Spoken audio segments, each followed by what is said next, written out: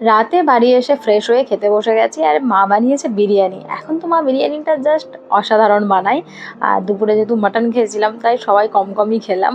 পরদিন সকালে মা পাউরুটিটা ঘিয়ে ভেজে দিল, সাথে ডিম সেদ্ধ আর মিষ্টি। ওগুলো খেয়ে আমরা বেরিয়ে এসেছি, আর বাবার গাড়িটা নিয়েই এসেছি কারণ এখন তো এক সপ্তাহ থাকছি, তো এদিক ওদিক একটু যাব। আর সোজা কাকার বাড়ি যাচ্ছি। আর কাকার বাড়ি যাওয়ার আগে বিশ্বলক্ষ্মী মন্দিরে দীপুদা অপর্ণাদি ছিল, ওদের সাথে দেখা করে যখন এসেছি কাকার বাড়ি দেখি ওদিক দিয়ে জিজুও এসেছে। আসলে আজকে কাকার বাড়িতে সবাই থাকার প্ল্যান। তো দিল্লি থেকে সবাই একসাথে এলে একজনের বাড়িতে থাকলে কিন্তু বেশ মজাই হয়। আর এদিকে নিচে দিদি, কাকিমা, জেঠিমা, মা সবাই বসে আছে গরমের জন্য।